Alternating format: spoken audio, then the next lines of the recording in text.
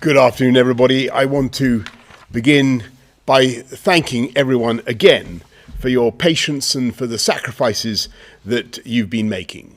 Businesses, pubs, restaurants that have been waiting to welcome customers back through their doors, grandparents who have gone for months without seeing their grandchildren, weddings postponed, funerals sadly constrained, and religious festivals such as Eid yet again facing restrictions. And I want to thank you particularly because your efforts have so visibly paid off, giving us the time to vaccinate more than 2/3 of all adults across the UK, with more than 1/3, nearly 18 million people, also receiving their second dose, and thereby unquestionably saving many lives. And so it's precisely because of your efforts that I can confirm today that we've met our 4 tests for further easing the lockdown in England. And Chris will run through the details in a minute. But with deaths and hospitalisations at their lowest level since last July, the UK's 4 chief medical officers today agreeing a reduction in the alert level, the data now support moving to step 3 in England from next Monday, the 17th of May. This means the rule of 6 or 2 households that has applied outdoors will now apply indoors, and the limit for outdoor meetings will increase to 30. From next Monday, you'll be able to sit inside a pub and inside a restaurant. You'll be able to go to the cinema, and children will be able to use indoor play areas. We're reopening hostels, hotels, B&Bs. We'll reopen the doors to our theatres, concert halls, and business conference centres. We'll unlock the turnstiles of our sports stadia subject to capacity limits, and from next week, everyone will be able to travel within Britain and stay overnight, meaning schools will also be able to organise trips with overnight stays. We will no longer require face coverings in classrooms or for students in communal areas in secondary schools and colleges. All remaining university students will be able to return to in-person teaching, where they should be tested twice a week. We will increase the number of named visitors for those in care homes from 2 to 5, and residents will have greater freedoms to leave their home without having to isolate on their return. This unlocking amounts to a very considerable step on the road back to normality, and I am confident that we will be able to go further. Subject to the impact of step 3 on the data, we remain on track to move to step 4 on the 21st of June. And to give business more time to prepare, we'll be saying more later this month about exactly what the world will look like and what role there could be, if any, for certification and social distancing. And today, we're taking a step towards that moment when we learn to live responsibly with COVID, when we cease eventually to rely on detailed government edicts and make our own decisions based on the best scientific advice about how to protect our families and those around us. So from next Monday, we're updating the guidance on close contact between friends and family, setting out the risks for everyone to make their own choices. This doesn't mean we can suddenly throw caution to the winds.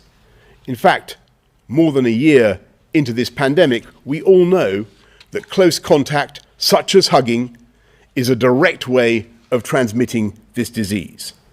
So I urge you to think about the vulnerability of your loved ones, whether they've had a vaccine, 1 or 2 doses, and whether there has been time for that vaccine to take effect. Remember, outdoors is always safer than indoors.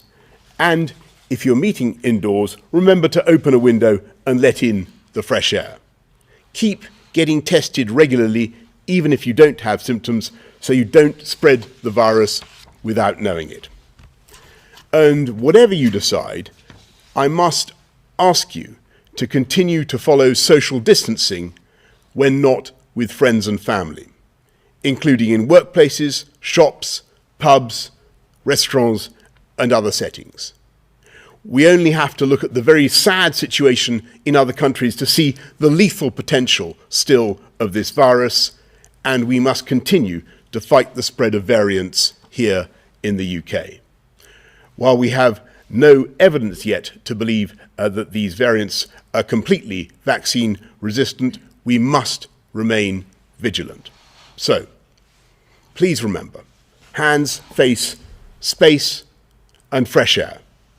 And as we mark Mental Health Awareness Week, perhaps also take a moment to check in on friends and family and see how they are doing after all that we have been through together. Or, if you're struggling yourself, get the support that you need. Today, we are announcing the single biggest step on our roadmap, and it will allow us to do many of the things that we've yearned to do for a long time.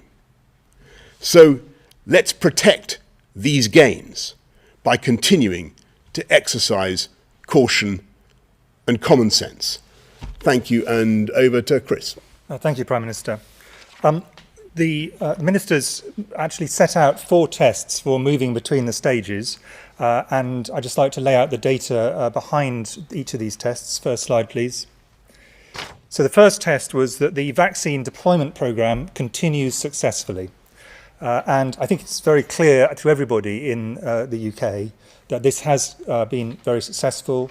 A steady rollout for people for their first vaccination. So we now have just over 2/3 of people have had a first vaccine in terms of adults, and just over 1/3 of adults have had a second vaccine already, starting with the most vulnerable. And this continues thanks to the extraordinary efforts of the NHS. Next slide, please. The second test was that evidence continues to show that vaccines are sufficiently effective at reducing hospitalizations and deaths in those vaccinated. There were original trial data. We now have very clear data from real-world settings, and some of that was published, further data was published by Public Health England today. And this shows that there is somewhere between a 55 and 70% reduction in terms of symptomatic disease for people who've had a first vaccine, around a 75 to 85% reduction in terms of hospitalization, and around a 75 to 80% reduction in the chance of someone dying after they've had the first vaccine. We also have data, particularly from the Pfizer vaccine. It's accumulating for AZ, which we started to roll out slightly later, demonstrating that the second dose significantly further increases the protection, so that over 90% and possibly over 95% of people, protection for people from death if they have that vaccine. So this is undoubtedly, this test has been met. Next slide, please. There is, however, an important point to make on this, and that is that we know that the mortality, the chance of dying, and the chance of having severe disease is much more weighted towards people who are older or have pre-existing health conditions. And on the left-hand side of this graph, what we have is over the period of this pandemic, the total number of people who have sadly died of COVID in England. And what you can see is the red line demonstrates the age group to which we've got. So the majority of people in every age band over the age of 40 have now had a first vaccine, and a significant proportion of those at the top end of this have had a second booster dose. And they have got a lot of protection, but remembering this protection is not 100%. But on the right, what you see is the total number of people who actually have cases of COVID.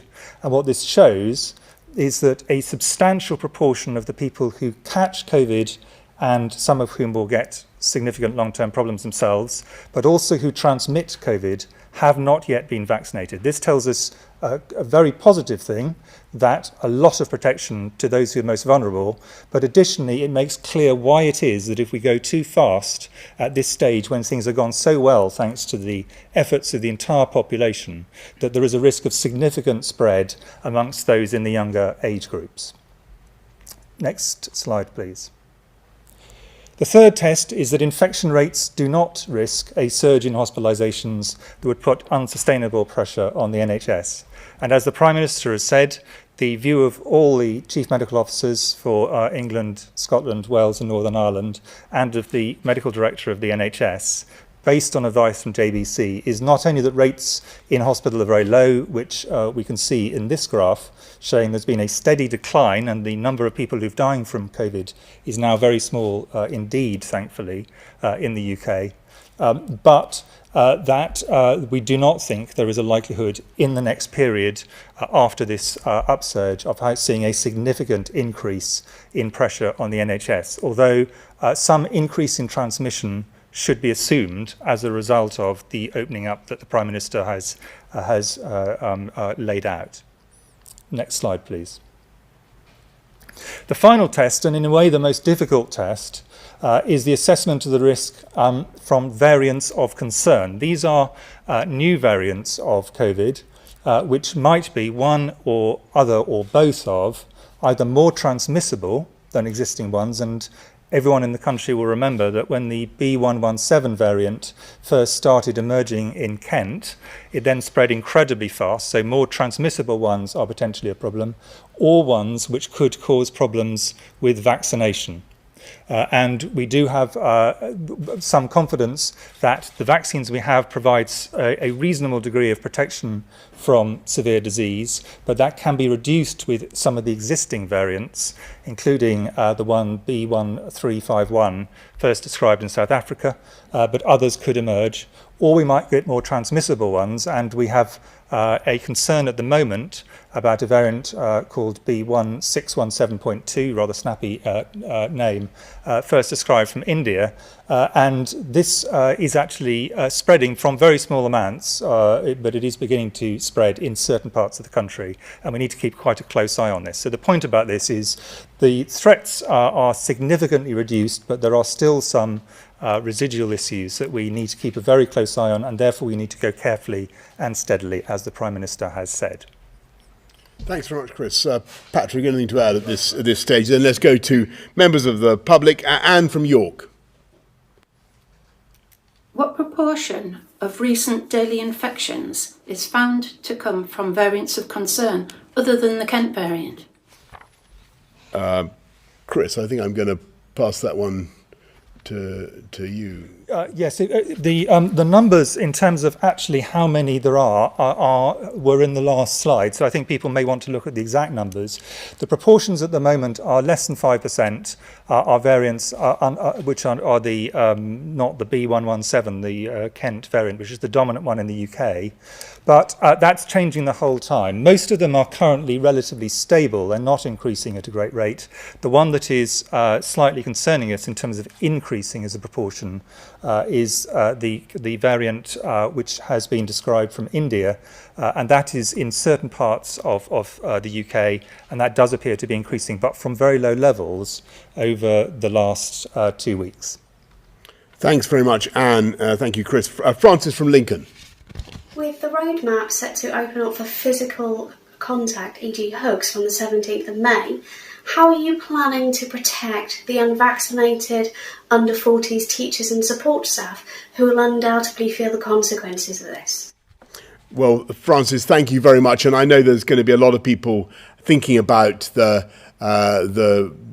guidance on hugging and how, if at all, they should respond. And I would say that people, as I said in my earlier remarks, people should obviously you should do it if you think it's appropriate, if you think the risks are very, very low, but you should exercise care and common sense. And clearly, with unvaccinated people, there must be a greater risk of transmission than with those who have had vaccination. But there again, don't forget, Francis, that even with 2 doses of the vaccine, although you will be at much less risk of death or of hospitalization, there is still a risk of transmission, even though it's greatly reduced. So basically, Francis, it's up to all of us to exercise common sense and caution in the way we do it.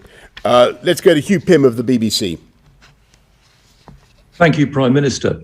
Is it possible that you might even bring forward the June the 21st date for the final stage of the roadmap and the lifting of all legal restrictions, or will you definitely stick to that as the earliest possible time? Hugh, I think it's very important that we should proceed cautiously, but as I've said many times now, hopefully irreversibly. And the secret of the success that we've had so far, I think, has been that we have been guided by the data, and we've given time to see the effect of each successive stage on the roadmap. So from March the 6th to April the 12th, and then from April the 12th to May the 17th, and then on to June the 21st, we've given ourselves a breathing space. What's happening today, or what's happening on Monday the 17th, everybody should understand, is a very considerable unlocking. And there will be a lot of extra movement, a lot of extra contact. That's just inevitable from what's happening. We think it's prudent. We think we can do it, but it's got to be done in a way that's cautious. And I think we'll want to have time to see the effect. You've heard what Chris has said about the presence of the Indian variant and other variants. We've just got to monitor these things as we go along. And I think what business would want to see getting ready for the 21st is as much certainty about that as possible, and that's what we aim to deliver. Thank you very much, Hugh. Romilly Weeks of ITV. Prime Minister, now you're telling people to use their own judgment on hugging. Given that it is a significant factor in the spread of COVID, are you expecting people to be extremely cautious about who and how often they hug? If I can also ask who you're looking forward to hugging. And last week you said there was a good chance we could scrap social distancing rules altogether after June the 21st. The scientists doing the modelling suggest we have no idea what will happen if that is done. Would that really be a wise move in that case? Thanks very much, Romilly. Well, I just repeat what I said. I think, and whoever I hug, I can assure you it will be done with caution and restraint. I'm not going to act it out now, but I think we all know what we mean. It's about basic common sense. And when it comes to social distancing from June the 21st, I look at the data very carefully, and I think at the moment it looks to me as though we may be able to dispense with the 1 metre plus rule. That's not yet decided. It's not yet clear. We'll have to wait and see. But it's by being prudent and being cautious that we've been able to make the progress that we have. As I say, we'll be saying more to everybody, more to business, to give everybody as much clarity as we can about how they should prepare by the end of this month, getting ready for June the 21st. Chris or Patrick, anything you want to add on the great hugging question? On hugging, but I'll answer on the question about the post June the 21st. I mean, what the modellers have done is made an assumption there's still some residual reduction in transmission. And that's due to a number of things. Hopefully better ventilation. There'll still be people who are working from home who can work from home, and it's right for their business to do so. There will still be behaviours that we'll all demonstrate, which means that contacts probably won't be back to pre-pandemic levels. So on average, pre-pandemic, adults and children, roughly 11 contacts per day. Currently, it's down to about 4 or so for adults. So it will probably remain down for a while to come. It's important that we continue to isolate if positive or with symptoms. That's really, really important to reduce the number of people out in circulation who are potentially able to pass the virus on. And then there may be other things as well required in certain circumstances. And it may be, as winter comes and if rates went up again, things like face coverings on transport might be necessary. But it's that first tranche of things, that first group of things that are really important in terms of keeping down the levels. And those aren't big impositions on any of us. They're A, what we're going to do probably in terms of how we interact with each other, and B, things like the ventilation, the ability to still stay working from home if it's appropriate to do so. Thanks very much, Romilly. Tom Newton-Dunn, Times Radio. Thank you, Prime Minister. Question to all three of you, if I may. On working from home, I know you're going to give business time to prepare, you said that, but so that they can start to think about it now, is working from home going to go as terms of guidance on June the 21st, or should people be thinking about that continuing through the summer, through the autumn, potentially even through Christmas? And Prime Minister, you won't say who you'll hug first, but who will you shake hands with first? And when are you going to start shaking hands again? You were one of the last to stop shaking hands, maybe. Who are you going to shake hands with when you're allowed to, and when will that be? Tom, on all that, we're going to be giving, as I said, I don't want to be your question's a very good one, but I think we're going to wait and give you more detail and more guidance about exactly what we mean by the end of social distancing later this month. I'm optimistic that things will get back much closer to normality, let me put it like that. But clearly people are going to continue to want to exercise their own judgment, their own discretion for a long while to come. You'll hear a lot more by the end of this month about exactly what the world after June the 21st is going to look like. At the moment, I'm feeling very positive about it, but we've got to be guided by the data. Anything to add on that? Thank you very much. Jason Groves, Daily Mail. Hi, thanks, Prime Minister. Could I ask the scientists, given the excellent data we're getting on the success of the vaccines, could this now potentially be the last lockdown that we see, barring the emergence of any terrible new variant? And Prime Minister, can I just pick you up on that last point? You've said in the past that you would like to see people back at their desks at the end of all this. Is that how you see the future? Do you think people can work as effectively there, or is working from home got a big part to play in the future still? Last lockdown. Chris Patrick. Well, I mean, as the Prime Minister said, this is a big step that's being taken now. The step 3, lots of things are starting up again. Over the next month, there'll be many more people vaccinated. So the balance is between opening up and getting enough people vaccinated to be protected. So it's important that we don't get out of step with that and go ahead of ourselves. I think things are really pointed in the right direction. We'll have a much clearer idea of the effects of step 3 in mid-June, so we'll know what effect that's had. But everything is pointed in the direction that the vaccines are producing very effective reduction in hospitalizations and death, as Chris has said. We know that they're also reducing onward transmission. All of that points to this now being a much smoother path. It points to a lower increase than you might otherwise have expected with another wave. And things, if they carry on without variants, are definitely pointed in the right direction. Yeah, and Jason, on your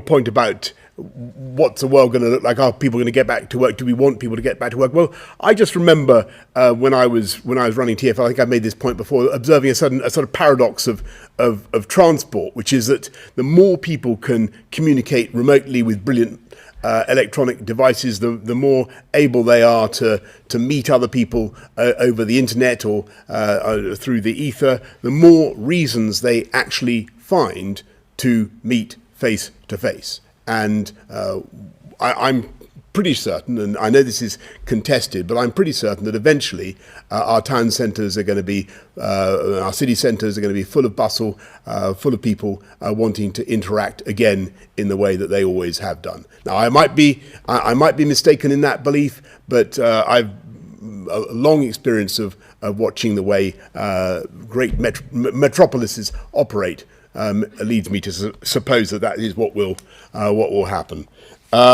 Seb Payne of the Financial Times.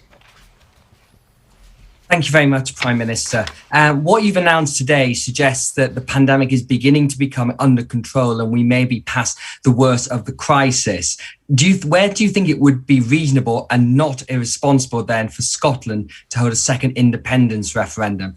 And for Professor Whitty, your slides showed that the number of cases of the Indian variant have doubled in the last week. Are you at all concerned this could destabilise the lockdown easing plans and could lead to a further lockdown in the autumn?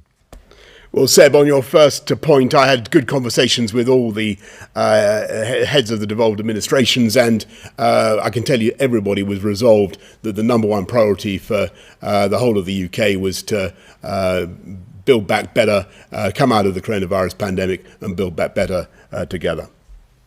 On the Indian variant, I mean, in fact, there are currently 3 Indian variants, but the one that we're worried about at the moment in the UK is the 617.2.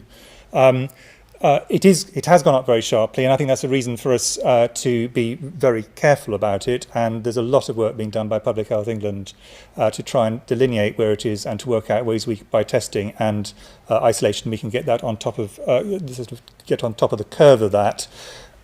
India has also gone into the red list, which means that new people coming in will have been significantly reduced. But I think what you know, in answer to both your question and to the previous one, what we know is with all the variants that things can come out of a blue sky. You're not expecting it, and then something happened. That happened obviously with the B117, and that has happened to India with this variant as well. So I think it would be very imprudent to say it is impossible. I think at this point in time, I think our view is that this is a highly transmissible variant, at least as transmissible as the B117 variant. It is possible it is more transmissible, but we'll have to see at this point in time. At this point in time, our view is it is less likely to be able to escape vaccination than some of the other variants, particularly the South African one, but the data are not properly in there. So I think it is, we need to be cautious until we've seen clear data that give us an answer one way or the other. The reason I've given that as a relatively technical answer is, of course, we don't know whether this is going to cause significant problems in the autumn. The way to deal with that is identify the cases, which have been happening, isolate where we can, which is also happening, get through the rest of the vaccination programme, and ensure that we have the capacity to pick these up and also to revaccinate as necessary when the autumn comes. The final point on this is the way to minimise the number of variants that circulate is obviously get on top of this as a global problem. And that is something which all of us are absolutely determined to support. Thanks very much, Seb. Adam Bienkov of Business Insider. Prime Minister, you were on record as opposing the last Labour government's plans for compulsory photo ID cards, which you described as a recipe for tyranny and oppression. Why, therefore, are you now planning to bring forward in the Queen's Speech legislation which would force all voters to carry photo ID in order to vote? And given the fact that there was just a single conviction in the entire country for in-person voter fraud at the last general election, and given that studies show that Labour voters are much less likely to possess photo ID than Conservative voters, what do you say to people who suggest this is merely an attempt to suppress the votes of people who may not vote for the Conservative Party? Adam, I would say that was complete nonsense, and what we want to do is to protect democracy, the transparency and the integrity of the electoral process, and I don't think it's unreasonable to ask first-time voters to produce some evidence of identity. So that's the reason. Okay, everybody, thank you very much indeed. Thank you.